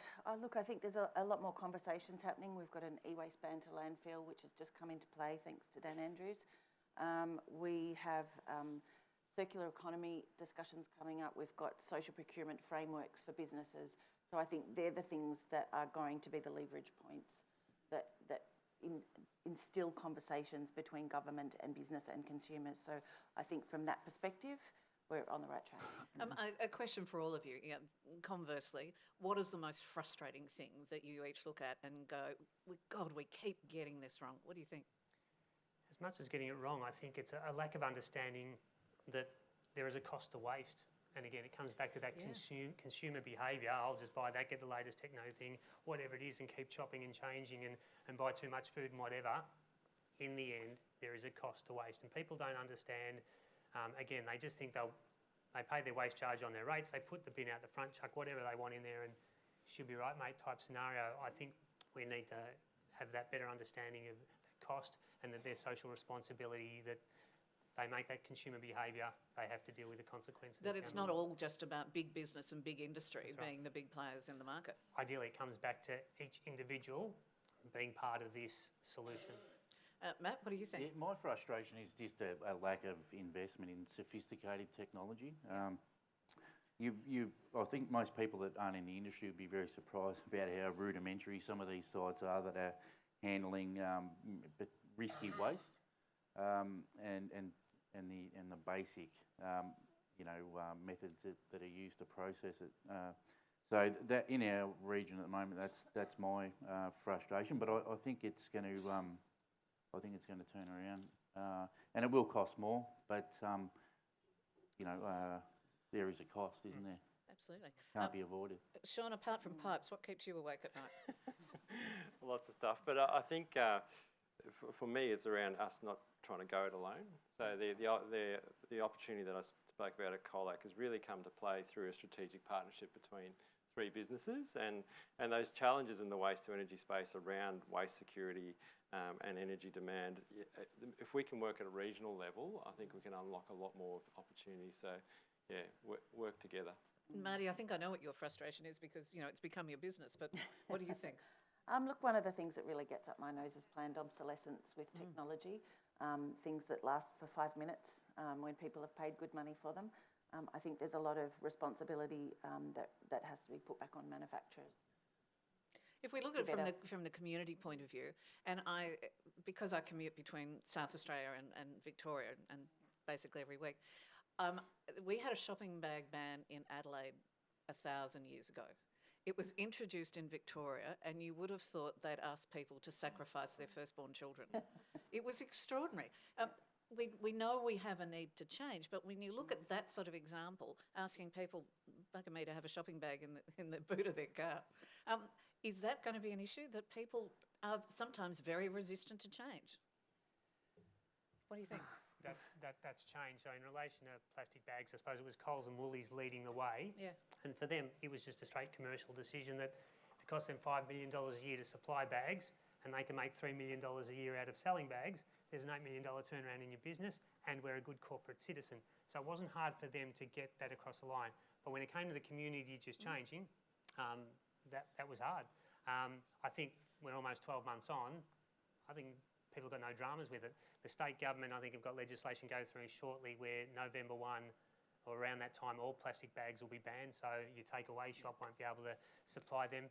And again, I think that's just the slow process we need to go on with education, awareness, and that clear understanding that, and as we heard earlier, I think it was Kylie said about being meaningful to the individual. People will understand that meaning and embrace that, and then it's no dramas having a bag in your boot before you head in the shop. Matt, has this issue taken a bit of a backward step because we've had all of this hoo-ha around SKM and that vision, that television vision we've seen of mountains of stuff that we had in good faith put in the bin, just sitting there. Yep. Do you worry that sort of damaged the cause? Not just SKM, but those Bradbury fires. Absolutely, yeah. Yeah, West Footscray. Yeah, it's. I do worry because I've been in the industry since I left school, and I love the industry, and I don't want to see that stuff. These guys are criminals, and they've got no place in the industry. What does worry me a little bit, I understand the landfill levy is a mechanism to encourage investment in other technologies to avoid landfill. But it's also a bit like the tobacco excise, in that the higher the tax, the more people try and smuggle tobacco, and in the case of my industry, the more they try and take shortcuts and do the wrong thing. I'm encouraged by the new powers that the EPA are going to have from next year, although I don't know why they're not happening sooner. But still, even with the general general duty for protection. And increased powers and civil penalties and criminal penalties for people that do the wrong thing. I'm still worried, Leigh, and I have it on pretty good authority. The state government's thinking about increasing the landfill levy 3- or 4-fold in the next 2 or 3 years. So, what do you think that'll do? It'll be interesting. So the rural levy will go from $30 odd a tonne now to $130. Wow. The metro levy, I guess they want it up near about $200 a tonne because they're worried rightfully so, about flows of waste from New South Wales and South Australia who have higher levies than Victoria, into Victoria. And I know from my colleagues in New South Wales that Victoria is looking an attractive place to transport waste, Queensland style. So, you know, it's a very complex issue. I mean, I've got some concerns and some worries, but at the end of the day, I think there's some real opportunity that will come out of this mess.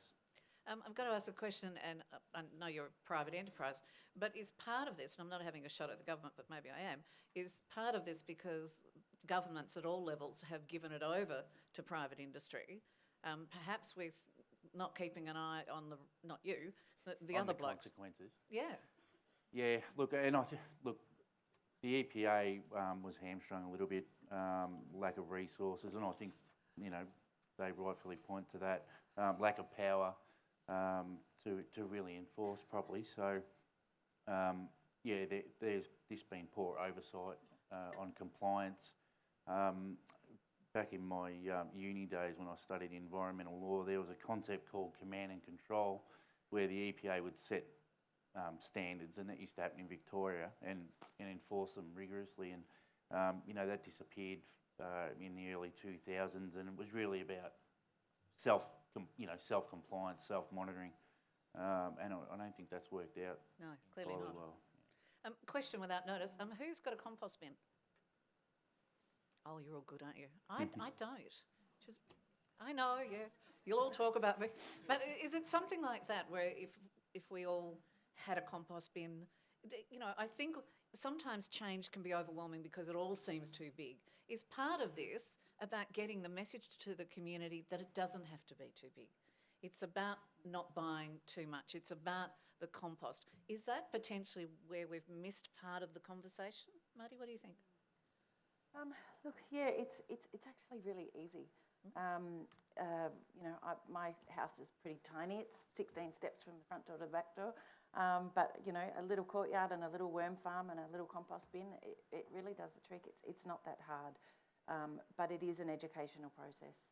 I think, you know, if we can get into schools, I think kids are great for championing this behaviour in the household. And you know, I think that would really resonate at a community level. Yeah. What do you think?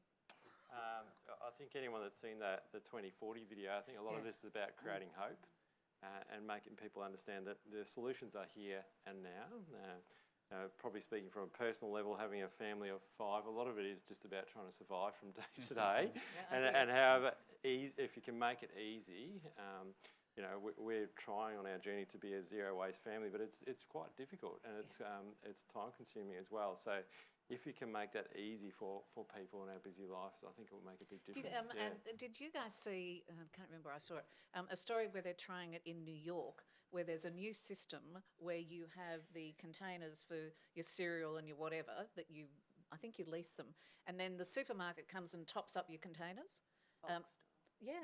Like a bulk store. And so there is no Cocoa Pops containers or Wheat Bix containers and all of those things, which I thought was really interesting. They're trialling it in New York, which seems to have embraced it.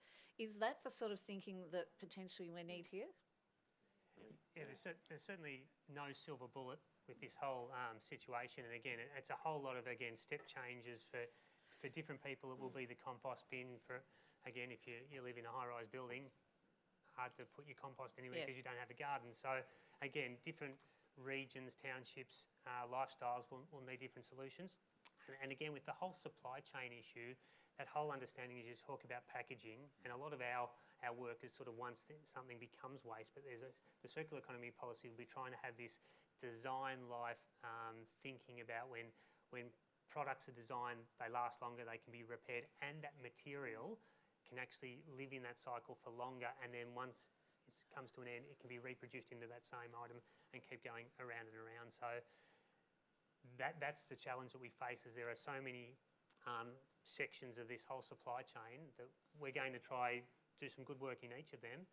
And I was chatting to someone over lunch, giving an example, is if we change the road laws and made everyone drive on the other side of the road, we've got to change the cars, the street signs, the paint on the road, the maps, the car driving instructors. There's a whole package that comes into play. We can't just do one thing at one time. It just won't work. So so much needs to go into the change management process that we're going through now. I tell you what I thought was fascinating. I have 4 kids who hoover Milo. That Milo now comes in a refillable doohickey. So you can actually top up the existing can instead of chucking out the vats that we have. And those small changes, surely, if more of our industries looked at it, because and it's cheaper, by the way.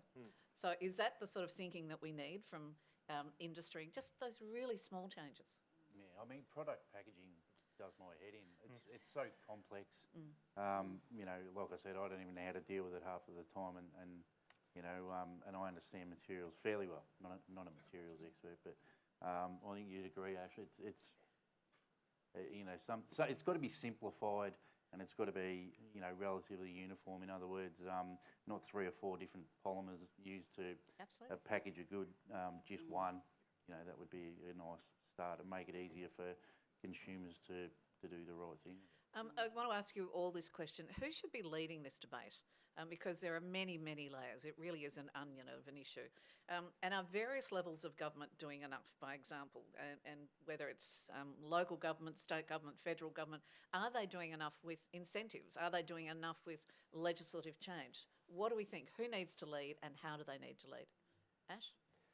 I think everyone has a part to play in it, and I think the federal government is starting that conversation. They now have a minister looking into this space. Certainly the state government with the circular economy policy, again, trying to wrap it up and learn from other jurisdictions and see how Victoria can position itself and I suppose evolve to be the most efficient and effective resource recovery state in Australia. And through the local government, because they are the one at the coalface dealing with every resident and every bin in every reserve. So we've all got a part to play. It does help if there is national leadership and consistency across the country. Again, container deposit legislation is an example where Victoria is the only state not yet to commit.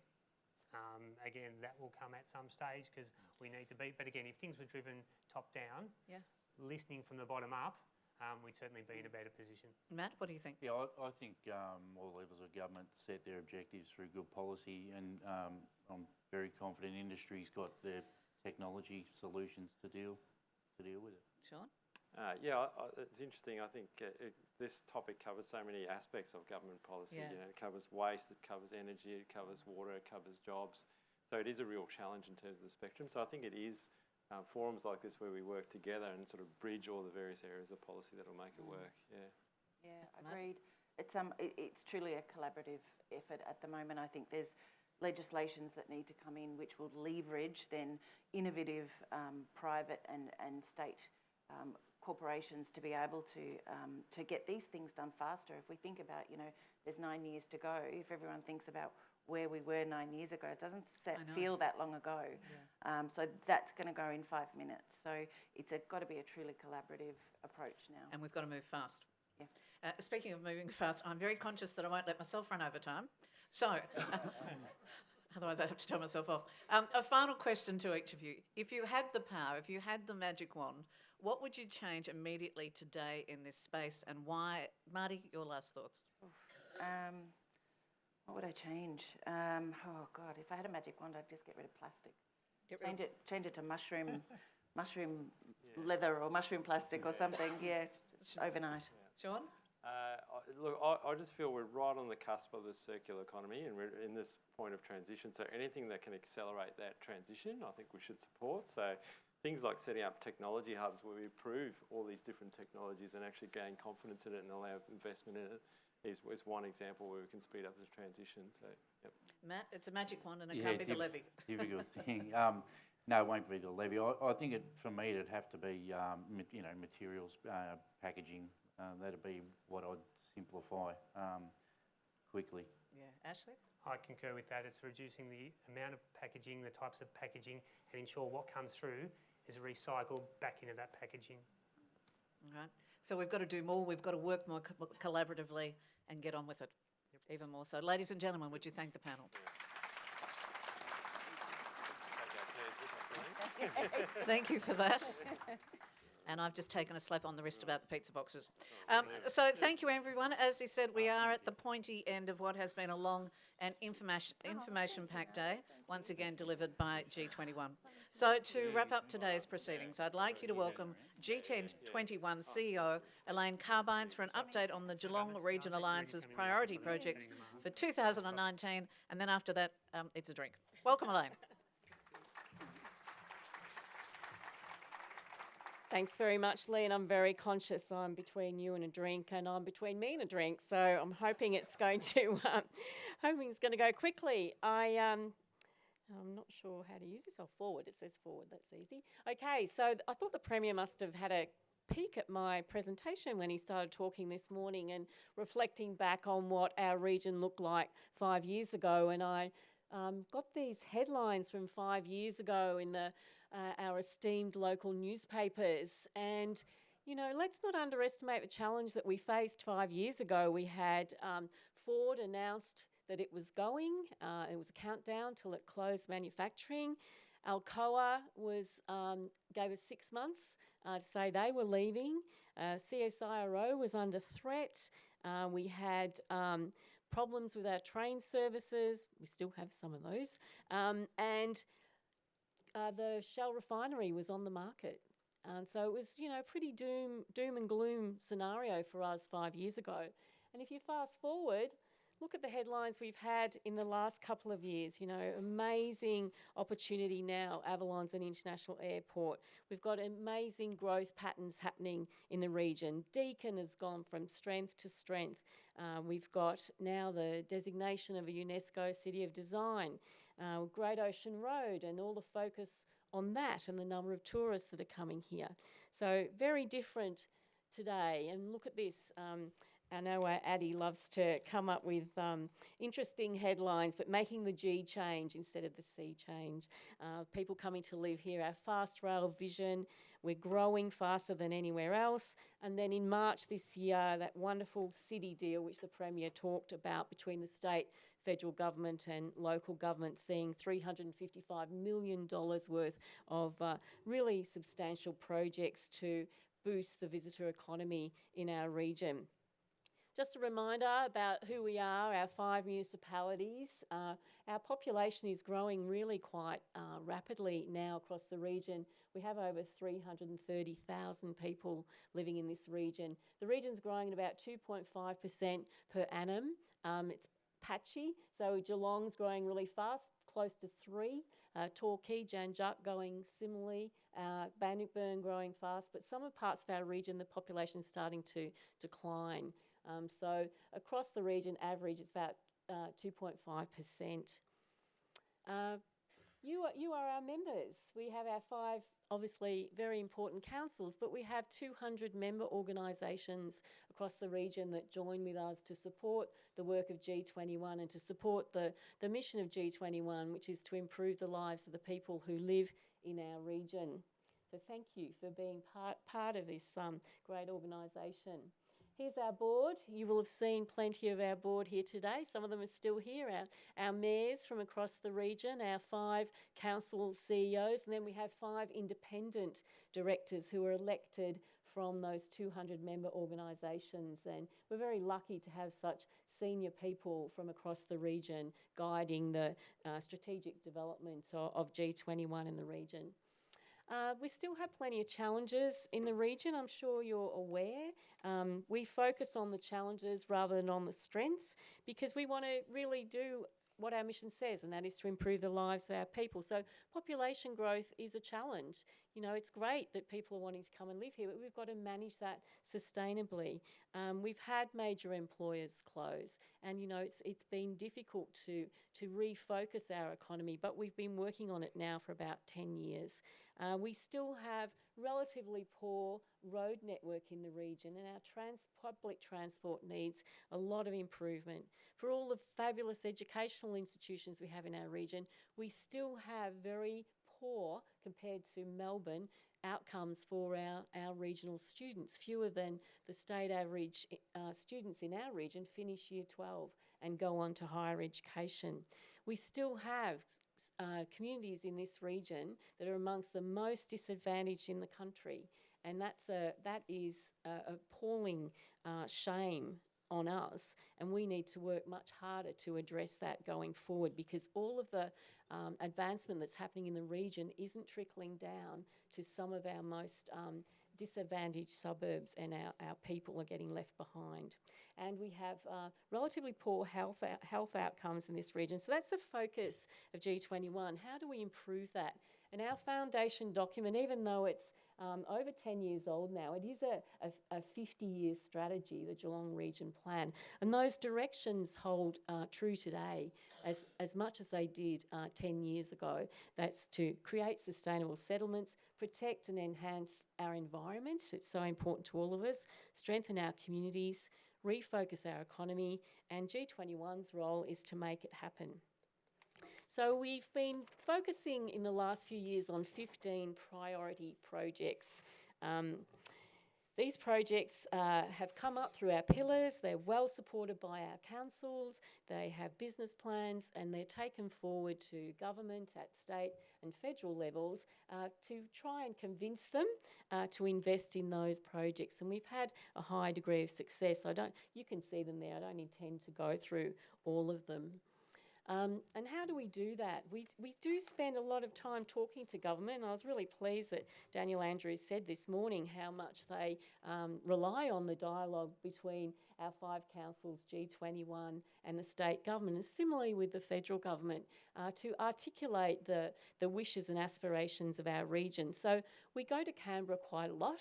Last year we headed to Canberra in December. The CEOs of the councils and myself went up and met with the departmental secretaries, because we've got to remember, it's not just politicians making decisions. The secretaries of departments often can be blockers, and they may sit on things sometimes deliberately, sometimes not so, because they don't understand our region. So it's important they're given the opportunity to understand our region. And so when things come up, applications come up and priorities are discussed, they're better able to understand the rationale behind those projects.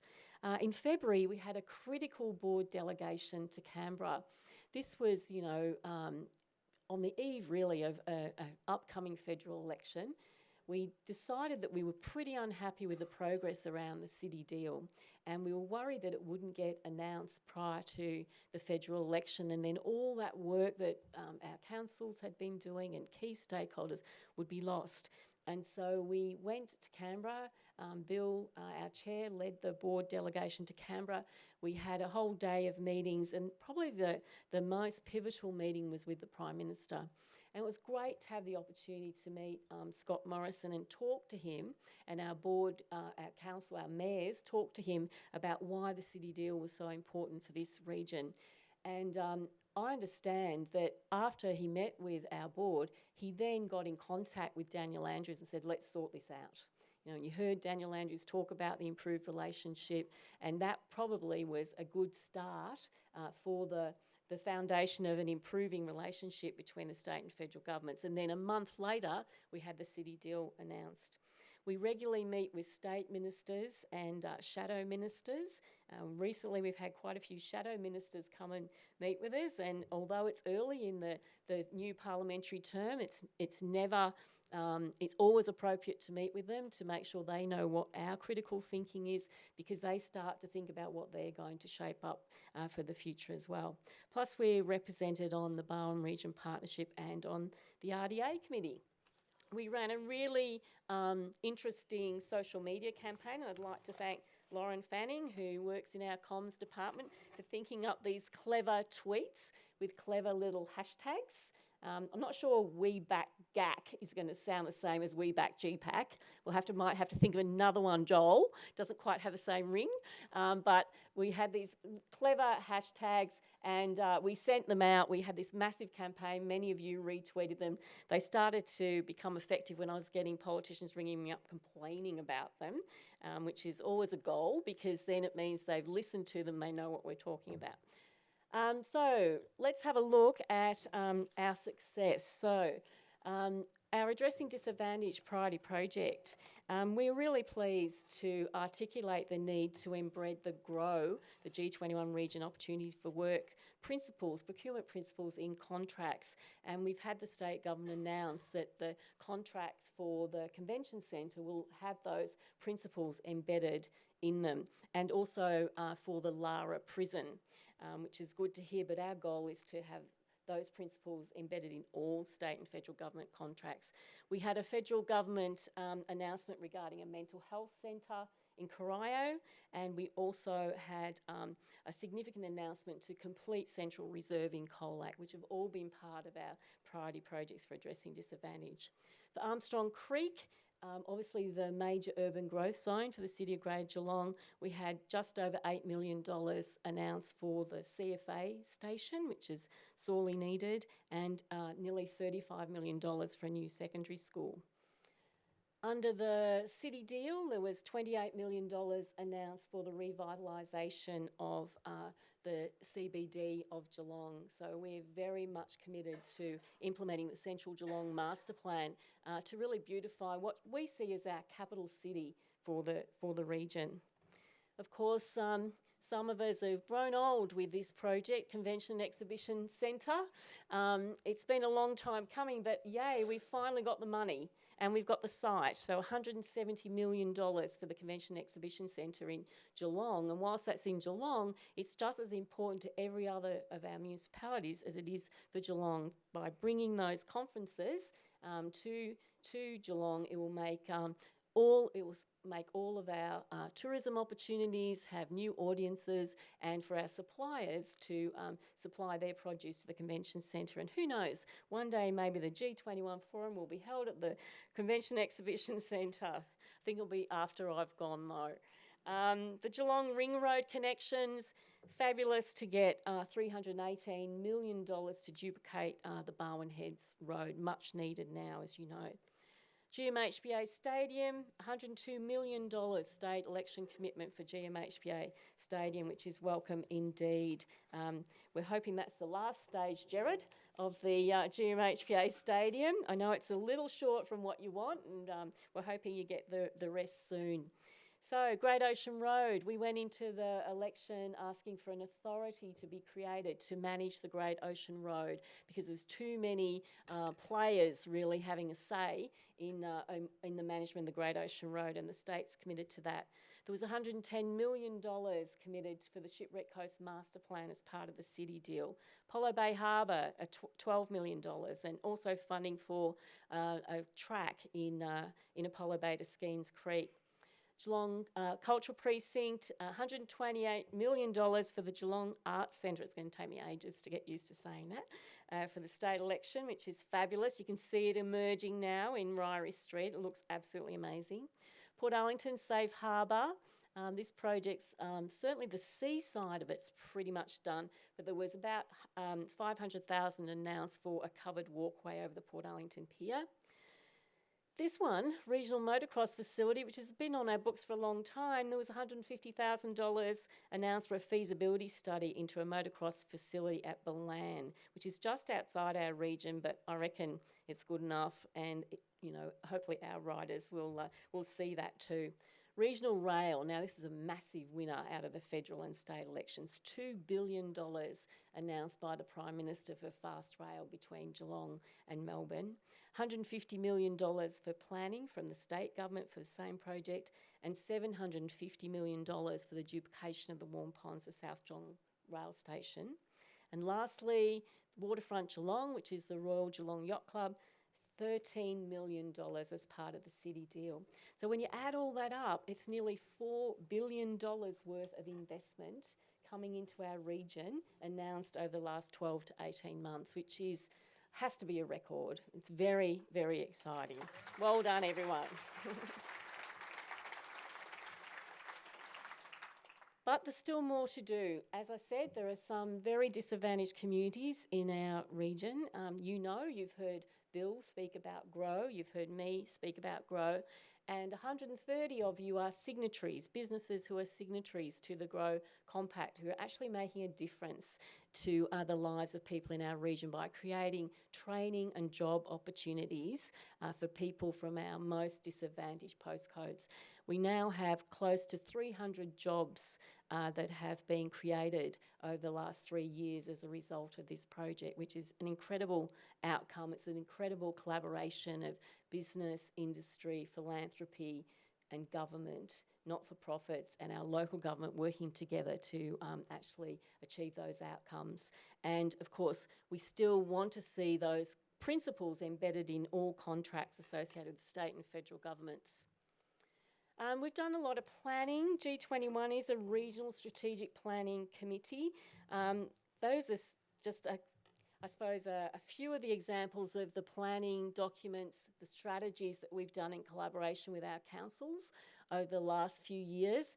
The first one on the left-hand side, the G21 region profile, that has just been released in the last couple of months, and that is a profile, a narrative about the story of our region, about the people that live here, about the demography of the region. And it's really interesting to read. Fiona's here somewhere from Civic Collective who did the work. So have a look at that. It's available on our website, and sitting underneath the regional profile are data profiles for each of our local government areas. So incredibly useful document. It's a very big piece of work, took a couple of years to do, but I'm really proud of that. So have a look at that. On the extreme right-hand side, in the bottom right-hand corner, are two new sports strategies for cricket and for hockey. And so those took a long time to develop as well, especially the cricket one. I'm not sure where Bob Merriman is in the room at the moment, but I understand he supports it now, which is good to hear.